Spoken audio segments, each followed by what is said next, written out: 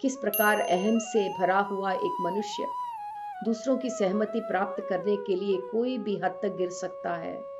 ऐसा लगता है कि हम सब समाज का ये जो नियम है, संप्रदाय है, उसे हमें पालन करना है। ये हम कंडीशन हो गए हैं और जब कभी हम समाज में जिस प्रकार रहना है, अगर उस प्रकार कभी नहीं रह पाते तो हमें गिल्टी फील होता है कि हम एक सामान्य जीवन, सामान्य मतलब नॉर्मल लाइफ, हम नहीं लीड कर रहे हैं।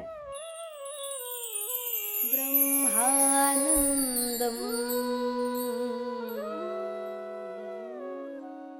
नमस्कार दोस्तों, ब्रह्मानंदम शो में मैं आपका एक बार फिर स्वागत करती हूँ। 1000 seeds of Joy, Anand Cornish जी द्वारा रचित यह अद्भुत किताब, इसमें से हम आपस में विवेक बांट रहे हैं। दोस्तों, हम अध्याय 7 से गुजर रहे हैं, जिसका नाम है मातृ सत्तात्मक समाज से पितृ सत्तात्मक समाज की ओर।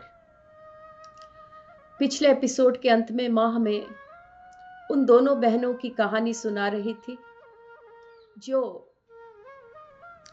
अपने बीच के प्रेम से अधिक एक और चीज पर गौर कर रहे थे, वो है सहमति। हर बहन चाहती है कि दूसरी बहन उसको सहमति दे, उन दोनों बहनों में से। और जब वो दोनों एक दूसरे से बात करने लगती है तो उनका ध्यान सिर्फ इस पर रहता है कि किसी प्रकार अगली बहन ये मान ले कि वो सही है। और ये बात जब दूसरी बहन भाप लेती है तो उन दोनों के बीच के रिश्ते में दरार आ जाता है। दोस्तों, माँ ये उदाहरण देकर हमसे ये कहती है कि आज मानवता में भी इसी प्रकार का दरार आ गया है। सहमति के लिए हर एक अपने आप को सही समझता है, दूसरों की नजरिया नहीं समझना चाहता, और इसी प्रकार मनुष्य के बीच में दरार पैदा हो रही है। और जो दरार स्त्री और पुरुष के बीच में पैदा हो गई है, किसके लिए? सहमति के लिए। इस दरार के कारण स्त्री जाति और पुरुष जाति के बीच में कई सदियों से संघर्ष हो रहा है। और ये संघर्ष किसमें परिणाम लेके आ रहा है? दोस्तों, कुछ चंद लोग जो भय पीड़ित हैं, भय किसी भी कारण हो सकता है, व्यक्तिगत रूप से या फिर राजनीतिक रूप से डर, जो भी डर हो, या उनको अधिकार चाहिए, इन्हें ये जो अधिकार की वांछा है, इन्हें और भी पितृसत्तात्मकता की ओर खींच कर ले जा रहा है, जिसका प्रभाव काफी पीढ़ियों पर एक के बाद एक पड़ रहा है। तो माँ यहां पर ये कहती है कि अहम का ये गुण है कि वो दूसरों की सहमति, अप्रूवल प्राप्त करना चाहता है। और जो स्त्री और पुरुष के बीच में जो आज दरार है, उसका भी सबसे बड़ा कारण यही है कि पुरुष चाहते हैं कि स्त्री उन्हें महान माने, उनकी सहमति मिले, और जब नहीं मिलती तो उन पर नियंत्रण करने की जो इच्छा रखते हैं, उसके कारण समाज आज इस प्रकार बाधा से पीड़ित है। तो दोस्तों, 7वां अध्याय हम यहां पर समाप्त करते हैं। यहां हम 8वां अध्याय प्रारंभ करते हैं। दोस्तों, तो 8वां अध्याय का नाम है सीता। ये हमारे लिए बहुत ही प्रिय अध्याय है। मेरे कई दर्शक हैं यहाँ पर जिन्होंने मेरे साथ 2 साल पहले the untold story of Sitayan, हमने 4-5 महीने मिलकर माँ की कथा सुनते हुए यात्रा की थी।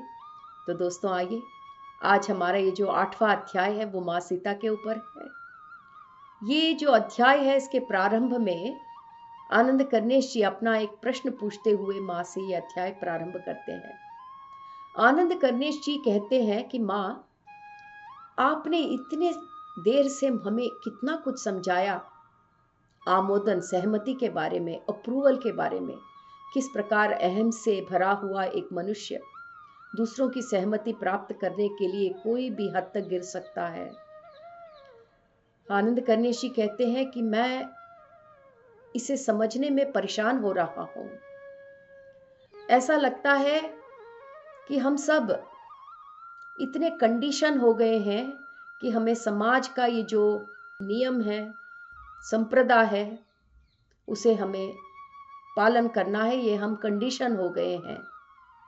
और जब कभी हम समाज में जिस प्रकार रहना है, अगर उस प्रकार कभी नहीं रह पाते और बाकी लोगों की तरह अगर हम कभी भी कहीं चूक जाते हैं, तो हमें गिल्टी फील होता है कि हम बाकी लोगों की तरह एक सामान्य जीवन, सामान्य मतलब नॉर्मल लाइफ, हम नहीं लीड कर रहे हैं।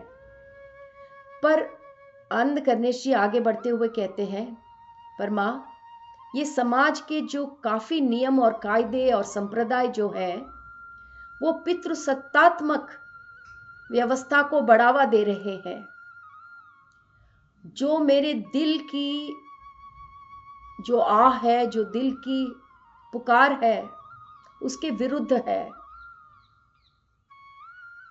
यहां पर दो चीजें हैं मां।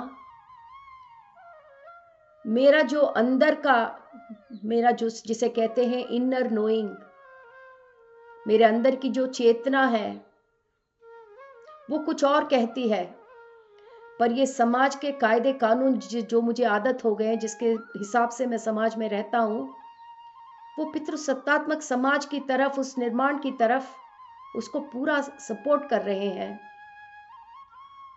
और जो भी कंडीशनिंग हमारे जिंदगी में इस समाज ने हमें कर दी है, वो बहुत ही बचपन से कंडीशनिंग शुरू हो गई है।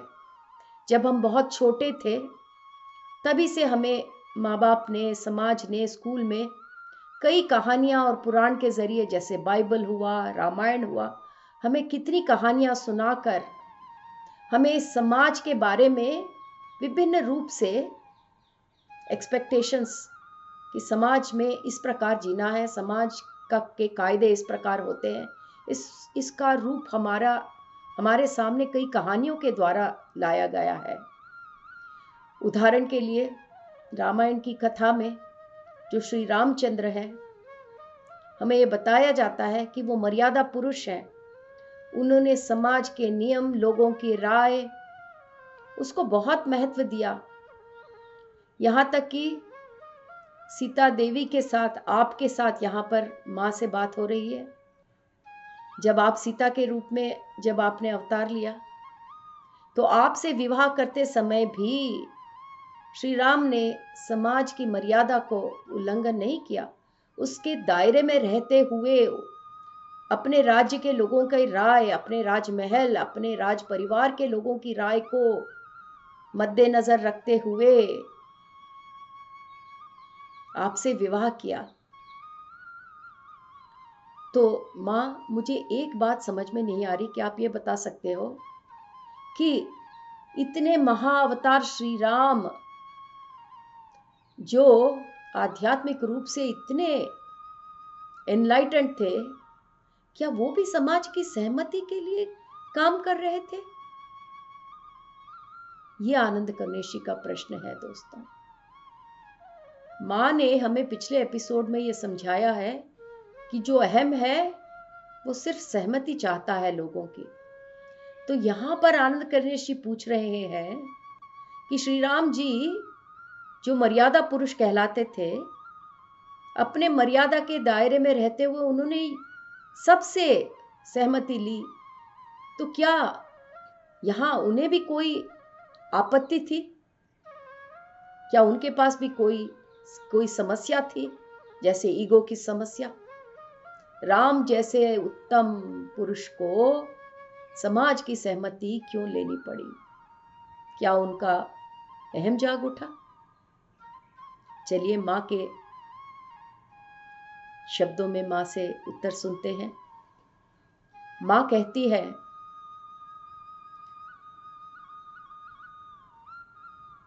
राम जी, विष्णु ने जब राम का अवतार लिया तो एक महादिव्य कार्य के लिए वो इस धरती पर आए, जिसे हम आध्यात्मिक रूप में कहते हैं डिवाइन प्लान, दिव्य प्रणाली। हम सब अपने अपने दिव्य प्रणालियों के साथ इस भूमि पर जन्म लेते हैं दोस्तों।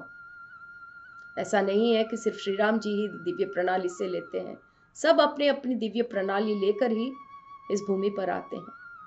तो यहाँ माँ कहती है, राम जी ने अपने राम के अवतार में, या विष्णु जी ने अपने राम के अवतार में जो भी उनकी दिव्य प्रणाली थी जिसके लिए वो इस भूमि पर आए थे, उसके आगे अपने को संपूर्ण रूप से समर्पित कर दिया। संपूर्ण रूप से। संपूर्ण रूप का मतलब एक मनुष्य, उन्होंने मनुष्य का अवतार लिया था, एक मनुष्य जिस प्रकार संपूर्ण रूप से समर्पण कर सकता है, राम जी उसका उदाहरण थे। मां कहती है, राम जी कोई रोमांटिक पर्सन नहीं थे, जैसे आजकल हम देखते हैं ना, अपने गर्लफ्रेंड के पास एक फूल लेकर चले गए लोग। मां कहती है वो उतना ज्यादा रोमांटिक पर्सन नहीं थे, पर वो क्या थे? कर्म सिद्धांत। जो कर्म आगे है, बिना डगमगाए वो कर्म को पूरा करना, ये उनकी पर्सनालिटी थी। और ये ही नहीं, जो आध्यात्मिक कार्य के लिए उन्होंने इस धरती पर जन्म दिया, पूरा डेडिकेटेड थे, समर्पित थे उस प्रणाली के लिए। मां कहती है कि जब उनकी यात्रा शुरू हुई, उनकी आध्यात्मिक यात्रा, भले वो गुरुकुल का प्रवास हो या फिर सीता मैया से शादी करने की बात हो, मां कहती है कि वो अपने माता पिता एवं अपनी सौतेली मां जो भी थे, सबकी सहमति चाहते थे। कब? जब उनकी जिंदगी शुरू हुई। ये काम वो तब तक करते रहे। कौन सा काम दोस्तों? एक बार फिर दोहराते हैं। जब राम जी उन्होंने अपना अवतार शुरू किया, तो हर काम वो अपने माता पिता, अपने सौतेली माएँ जितनी भी थी, सबके सहमति से करते आते थे। ये तब तक चलता रहा जब तक उन्हें अपना सहज स्वरूप का आभास नहीं हुआ।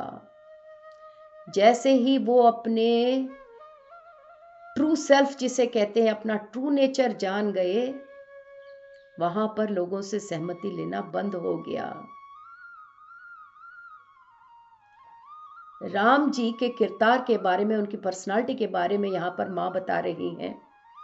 कहती है, राम जी के लिए परम धर्म अपने पत्नी और अपने बच्चों की सेवा करना उनका परम धर्म मानते थे, और उन्होंने वो कई हद तक पूरा भी किया। बहुत अच्छी भली भांति उन्होंने पूरा किया। मां कहती है, जब मैं सीता के रूप में राम जी के साथ थी, हम घंटों बैठकर भले ही बात न करते हो, पर यह बात सही नहीं है कि उन्होंने समाज की मर्यादा को हमारे विवाह से भी ऊपर रखा। ये गलत बात है। इसका मतलब मां ये कह रही है कि जो भी तुमने सुना बेटा, वो सही नहीं है। उन्होंने समाज की मर्यादा को हमारे विवाह के ऊपर कभी नहीं रखा। उनका परम धर्म मेरी तरफ और मेरे बच्चों की तरफ पहले था,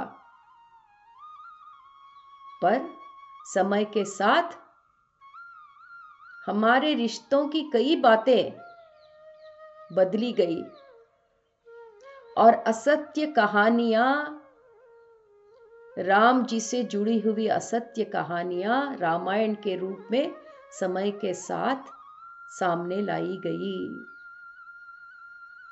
तो मां कहती है, बेटा जिस रामायण को तुम लोग जानते हो, वो शायद सही रामायण नहीं है।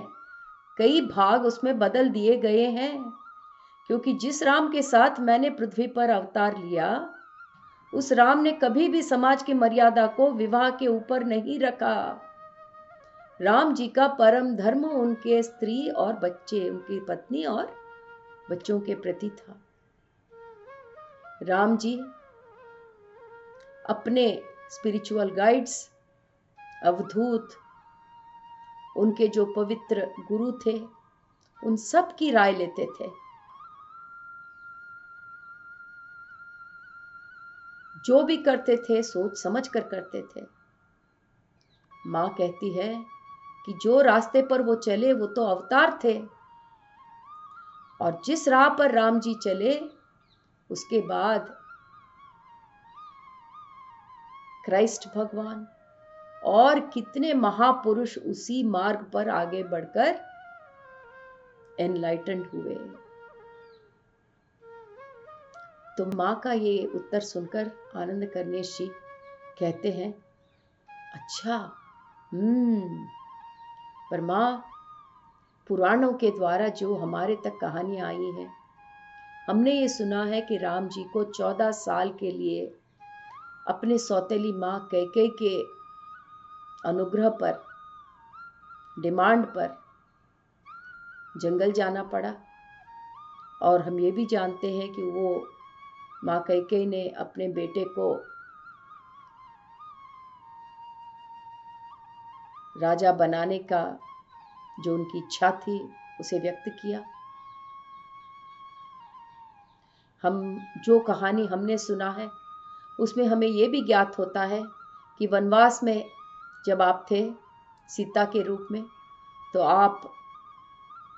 आपका अपहरण हुआ रावण के द्वारा, जो लंकाधिपति था, और फिर आपको ले जाकर अशोक वाटिका में कई महीनों तक छुपाया गया। फिर राम जी आए, राम जी ने आपको वहां से बचाया, रावण को हराया, रावण का संहार हुआ और एक बड़े युद्ध में रावण को मारा गया। ये कहानी जो हमने सुनी है, इसमें हमने ये भी सुनी है माँ कि आपको अयोध्या वापस ले जाने के पहले राम जी ने आपको एक अग्नि परीक्षा देने को कही, ताकि आप अपने पतिव्रता को साबित कर सके। ये क्यों करना पड़ा राम जी को माँ? अगर राम जी ये जानते थे कि आप पवित्र हो, तो क्या ये सब दुनिया को दिखाने के लिए उन्होंने आपको अग्नि परीक्षा करने को कहा? इतना बड़ा प्रश्न है। तो यहाँ पर आनंद कर्णेश जी ने माँ को संक्षिप्त में जो रामायण हम सब जानते हैं उसके बारे में बताकर अंत में अग्नि परीक्षा के बारे में प्रश्न किया है कि अगर राम जी को इतना विश्वास था आप पर, अगर राम जी अपने विवाह को, अपने परिवार को समाज से ऊपर रखते थे, तो फिर अग्नि परीक्षा किस बात की देनी पड़ी आपको? आइए दोस्तों, हम सबके मन में ये प्रश्न कहीं ना कहीं उठता है। श्री महालक्ष्मी सीता माँ का अवतार लेकर जब धरती पर आई, तो क्या ये सही है कि उन्हें अग्नि परीक्षा देनी पड़ी? अगर देनी पड़ी तो क्यों? इस प्रश्न का जवाब देते हुए माँ कहती है, कितनी दिलचस्प की बात है बेटा कि कितनी कहानियां, मानवता का कितना इतिहास जो आप लोग के सामने लाया गया है, वो सब पितृसत्तात्मक दृष्टिकोण से रंग कर आपके सामने लाया गया है। कहानियां जो आपके सामने लाई गई है वो कितनी असत्य है। जैसे ईव के बारे में आपने कहानी सुनी, वो भी असत्यता से भरी हुई थी। मेरी मैग्डलीन के बारे में जो इस भूमि पर कहानियां बताई जाती है वो भी असत्य है। और माँ ने हमें पिछले एपिसोड्स में बताया था दोस्तों कि मेरी और ईव, मेरी मैग्डलीन और ईव की सही कहानी क्या थी। और यही नहीं, माँ कहती है कि ऐसे कई स्त्रियों के बारे में असत्य कहानियां, पितृसत्तात्मक दृष्टिकोण से बदली गई कहानियां तुम सब लोगों के सामने लाई गई। तो यहां पर आनंद कर्णेश जी मां से ये प्रश्न पूछ रहे हैं, तो मां इसका मतलब ये है कि आपने अग्नि परीक्षा नहीं दी या आपको अग्नि परीक्षा देने की जरूरत ही नहीं पड़ी। मां इसका जवाब दे रही है दोस्तों। मां कहती है, सीता के अवतार में मेरे जिंदगी के जितने भी मुख्य घटनाएं हैं वो सब मैंने चूज किए हैं, मैंने चयन किए हैं। इसका मतलब मेरे जिंदगी में मेरे साथ ऐसा कुछ नहीं हुआ जो मुझे करना पड़ा। जो भी हुआ मेरे सहमति से हुआ, मेरी मंजूरी से हुआ।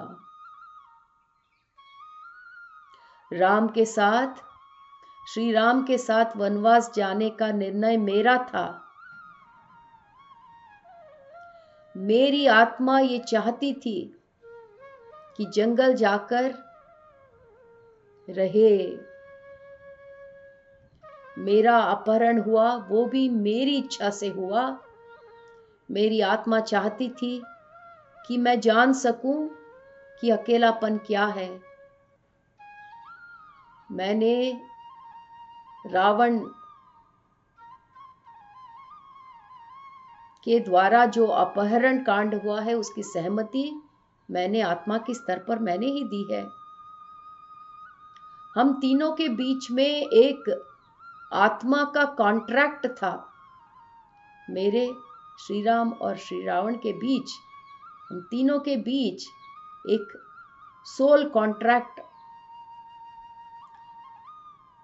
इस सोल कॉन्ट्रैक्ट के मुताबिक हमारी जिंदगियां आगे बढ़ी।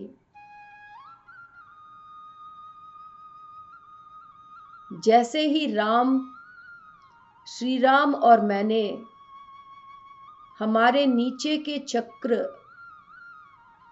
उनके सामने अपने आप को समर्पण किया, हमने उसमें अपनी शून्यता को पाया और उस शून्यता में हम ब्रह्मानंद में लीन हो गए। बहुत ही सुंदर शब्द हैं दोस्तों। यहां पर जो निम्नतम चक्र या नीचे के चक्रों के बारे में माता यहां पर जिसका जिक्र कर रही है, मां यहां नीचे के 3 चक्रों के बारे में जिक्र कर रही है दोस्तों।